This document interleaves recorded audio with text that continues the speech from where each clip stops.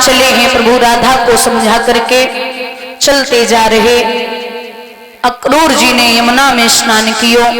वहां कृष्ण ने चाचा को समझायो, हे चाचा आप निश्चिंत रहिए, कंस मेरा कुछ नहीं बिगाड़ सकता, क्योंकि मैं हूं भक्त का चाचा और भक्त हमेशा मेरा है। मैं सपने में नहीं भाता हूं, जो करता मेरा तेरा है।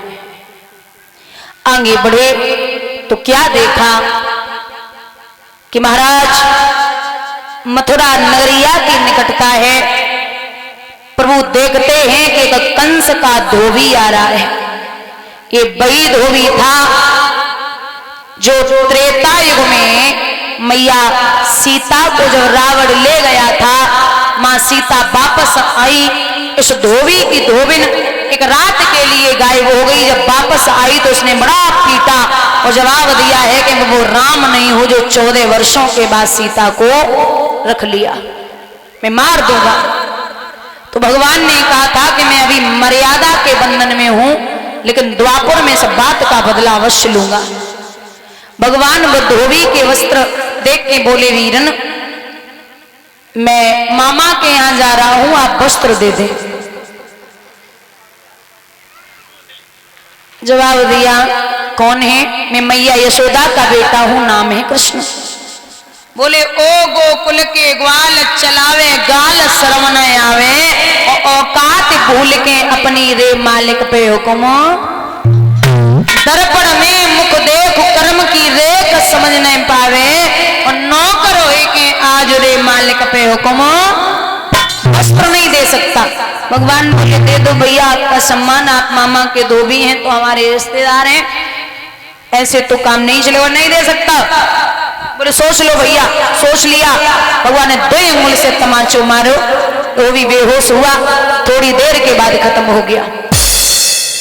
भगवान ने वस्त्र उठाए, एक दर्जी से फिटिंग कराई, सुनामा नाम के माली से प्रभु ने माल्य अर्पण करवाई, और उसके बाद में गोविंद आगे बढ़े तो क्या देखते हैं माधव, एक 3 जगह से टेढ़ी, इतनी कुरूप, महाराज के हाथ तक छुए चनऊ न चबे जाए। भगवान बा से बुलाए के बोले, हे मृगनैनी, हे सुंदरी, हे पितवेनी, आप कौन हैं?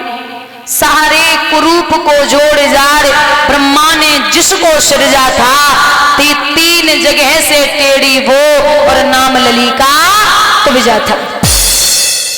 भगवान बा से बड़ी मीठी मीठी बातें कर रहे हैं, देवी आप कौन हैं, कहां से आई हैं?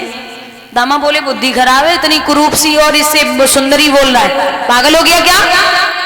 भगवान बोले, आप ये बताइए, इसकी बातों पे ध्यान मत दीजिए, हाथ में क्या है? बोले चंदन। कहां से आई हैं?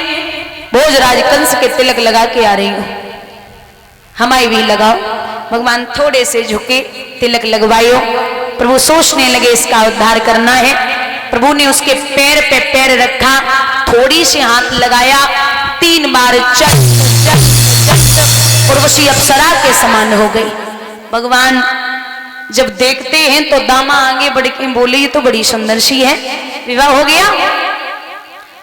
कुब्जा कृष्ण का हाथ पकड़ के बोली, ये हमारे पति है। भगवान से बोली, कब आएंगे? प्रभु बोले, परसों। वहां से प्रभु आगे बढ़े तो निगाह डाली है मामा की जो नगरी है मथुरा, वो बड़ी दुल्हन की भांति सजी हुई है, बड़ा और धोखा करके, ओ राजा उन दोनों को मरवाए दीजिए। एक पत्र लिख और उसमें लिखना कि हे यादवों के बाबा नंद, आप अपने दोनों बेटों के समेत हमारे यहाँ निमंत्रण है, उस निमंत्रण में जरूर शामिल हो। ये पत्र अक्रूर जी को दिया। अक्रूर जी जब उस चिट्ठी को लेकर के चले तो विचार करते हुए जा रहे, और कंस तू कब सुधरेगा? क्योंकि कहते हैं कि 2 वर्ष रहे भगवान गोकुल में, 5 वर्ष रहे वृंदावन में, फिर एक नगर बसाया था पर्वत पर जिसका नाम है नंद गांव। यहाँ अक्रूर जी बस कहते जा रहे कि सुधर जा कंस, तू कब सुधरेगा? ब्रज की नजदीक पहुंचे तो सबसे पहले चाचा तो वही है कृष्ण की। प्रणाम कियो चाचा, सब कुशल मंगल है? बोले सब ठीक है। आप समझ गए होंगे मैं क्यों आया हूं? भगवान बोले मैं तो समझ गया, लेकिन एक काम करना। क्या? ये मैया को नहीं बताना है, अभी के निमंत्रण आया, मैं अपने हिसाब से समझाऊंगा। ठीक है, समझा देना। अब अक्रूर जी का हाथ पकड़ के कृष्ण महलों में पहुंचे। कुशलात पूछी मैया यशोदा ने, अक्रूर को भोजन पानी करायो, सब कुशल मंगल है? अक्रूर जी बोले कि देवी आप ये समझिए कि जैसे 32 दांतों के अंदर जिह्वा निवास करती है, वैसे ही मैं कंस के यहाँ निवास करता हूं। कोई काम था या बस घूमने आए? बोले बस आपके दर्शन करने आया था। अब जो तन की जाने मन की जाने, जाने चित की चोरी, ऐसे प्रभु सो का बची है जाके हाथ में। महाराज कृष्ण मुस्कुराने लगे मन ही मन में, इशारा दिया कि अभी भी मां के सामने होठ नहीं खोलने हैं। एक बात और है दादा, आपने सुना होगा कि कृष्ण जो है वो जब अक्रूर जी लेने आए थे पत्र लेके, तो अक्रूर जी वो कृष्ण परसों की कह के मथुरा के लिए गए थे, लेकिन वर्षों तक लौट के नहीं आए। भागवत में नहीं, गर्ग संहिता का प्रमाण है। भगवान के 3 पटरानियां हैं। गर्ग संहिता में लिखा कि प्रभु के 3 पटरानियां हैं, श्री राधा, भूदेवी और विरजा। राधा का और भगवान कृष्ण का विवाह बांडीर वन में ब्रह्मा जी ने अपने हाथों से कराया था। ये भगवान की पत्नी है राधा, और दूसरी है भूदेवी, यानी कि ये पृथ्वी, ये भगवान की पत्नी है। तभी बच्चों को और सबको सिखाया जाता है सत्संग में कि जब भी आप चारपाई से नीचे उतरे तो चरण बाद में जमीन पे रखें, पहले माँ को चरण स्पर्श कर लें। ये माँ जो है ये प्रभु की पत्नी है। तीसरी है बिरजा, और ये बिरजा है नदी। जो ये 7 समुद्र हैं, ये बिरजा के और भगवान के पुत्र हैं जो 7 समुद्र के रूप में बह रहे हैं। एक दिन भगवान बिरजा के साथ बैठे विहार कर रहे थे, तो दामा ने जाकर के राधा से कहा कि देवी तू रोज ढिंढोरा पीटती है कि भगवान मेरे वश में है, भगवान मुझे अत्यधिक प्रेम करते, लेकिन आज देख ले वो बिरजा के साथ में बैठा। राधा क्रोध में भागी और भाग करके देखा तो बिरजा तो नदी रूप में परिणित हो गई और भगवान अंतर ध्यान हो गई। राधा क्रोध में आकर के कोप भवन में लेट गई। भगवान ने बड़ो मनायो, अरे ओ देवी मैं तेरी सौगंध खाता हूं कि तुझसे ज्यादा किसी को प्रेम नहीं करता, लेकिन राधा नाय मानी।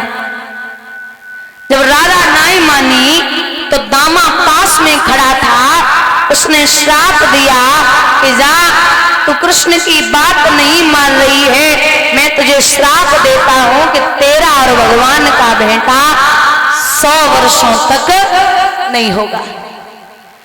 अब दामा का श्राप, राधा व्याकुल हो गई। तुरंत मुंह से शब्द निकले कि जा मैं तुझे श्राप देती हूं कि एक योनि, मतलब एक जन्म तू राक्षसी योनि में बिताएगा। अब भगवान दोनों के मुंह की तरफ देख रहे कि मैं तो कुछ बोल भी नहीं रहा हूं, दोनों ही आपस में झगड़ा कर रहे।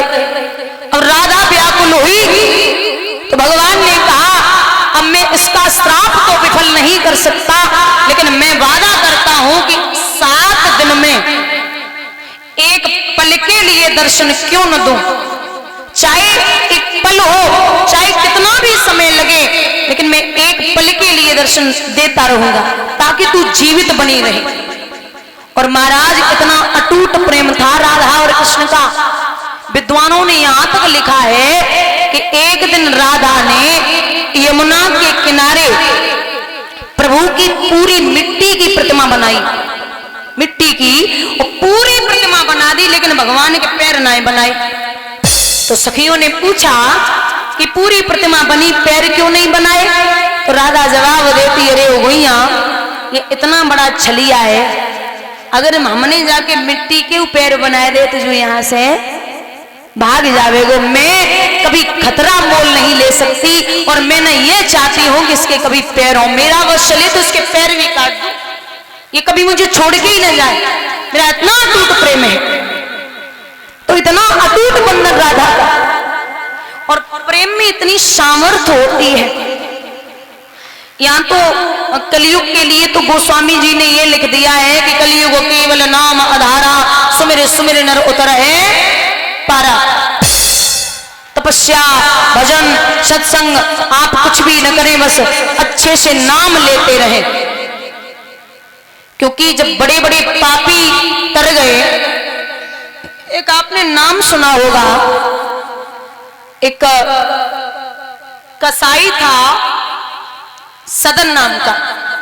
तो वो जो सदन नाम का कसाई था, वो कृष्ण जो थे ना सालिग्राम जी, वो एक तरफ सालिग्राम की तराजू में वो प्रतिमा रखता था और एक तरफ तराजू में मांस रखता था, और रोज मांस से वो जो प्रतिमा थी उससे ही मांस तौलता था।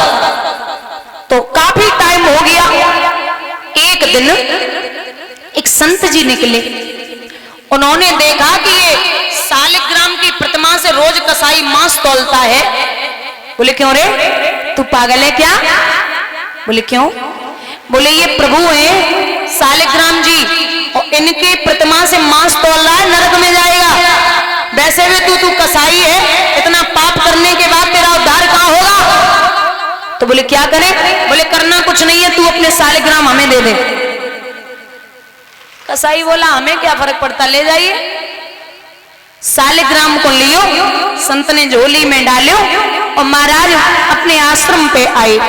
पंचामृत से स्नान कराया पहले, और पंचामृत से स्नान करा के दूध पिलाया, जलपान कराया, भोग लगाया और अलवारी में रख दिया, बढ़िया सा आसन लगा के। संत जी ने खुद भोजन किया और सो गए। और जब सोए, भगवान सालिग्राम जी ने रात्रि में सपना लिया, आप तो बड़े खराब हैं। संत जी बोले क्यों? बोले महाराज वो कसाई कितना बढ़िया था, एक तरफ हमें रखता, एक तरफ मांस रखता, हमें रोज झूला झुलाता था, और आपने हमें ले जाके यहाँ रख दिया, बस पानी दे दिया, दूध दे दिया, बैठे रहो। महाराज मैं नहीं यहाँ रहने वाला, आप कसाई को वापस दे के आओ, कम से कम वो झूला तो झुलाता था। संत जी की आंख खुल गई। सुबह सुबह 4 बजे फिर स्नान कराया, खुद नहाए, और नहाए के वो सालिग्राम जी को लियो, और कसाई से बोले ये ले। क्यों वापस क्यों ले आए? ये हमारे पास राजी नहीं है। फिर बोले ये तू ही रख ला। अब कसाई की बुद्धि घूमी कि जब मैं इतना बड़ा कसाई हूं तब ये हम पे प्रसन्न है, तो हमें एक बार प्रभु के दर्शन करने के लिए जाना चाहिए। वो सालिग्राम जी को लेके भगवान के दरबार की तरफ चला। महाराज जो सदन कसाई था वो दिखने में बहुत सुंदर था, बहुत सुंदर। रास्ते में जा रहा था तो चलते चलते अंधेरा हो गया। एक घर मिला बीच रास्ते में, उसमें एक पति और पत्नी रहते थे। तो सदन कसाई ने पत्नी बाहर निकल के आई, पूछा बहना एक रात्रि ठहरने को मिलेगा? हाँ मिलेगा। सदन कसाई को बढ़िया बिस्तर दिया, कसाई लेट गया। रात्रि को जब भोजन करके कसाई लेटे तो वो औरत अंदर से बाहर आई और जवाब देने लगी कि आपसे कुछ बात करनी है। बोलिए। बोले आप मुझे दिखने में बड़े प्यारे लगते हैं, बहुत सुंदर है, मेरा मन आप पे आया है, आप हमसे गंधर्व विवाह कर लें। सदन कसाई बोला है? बोले हाँ आप बड़े सुंदर हैं, आप हमसे विवाह कर लें। सदन बोले देख मैं भगवान का भजन करने जा रहा हूँ, दर्शन करने जा रहा हूँ, तू मेरी माँ है, बहन है, बेटी है, और जो भी समझ ले वो हो सकती है, लेकिन प्रेमिका और पत्नी तो जीवन में नहीं हो सकती। मैं तुझे पत्नी नहीं मान सकता। औरत बोली इसमें क्या है, मैं जब कह रही हूँ तो मान लो। बोले नहीं मान सकता, मैं भजन करने जा रहा हूँ। अच्छा, औरत तो औरत होती है, कब बुद्धि घूमे, यहाँ की बात नहीं कर रही हूँ। तो बोले महाराज पास है, वो अंदर गई, एक हथियार लिया और पति का सिर धड़ से अलग करके रख दिया। फिर बाहर आई, हाथ जोड़ के बोली अब ठीक है।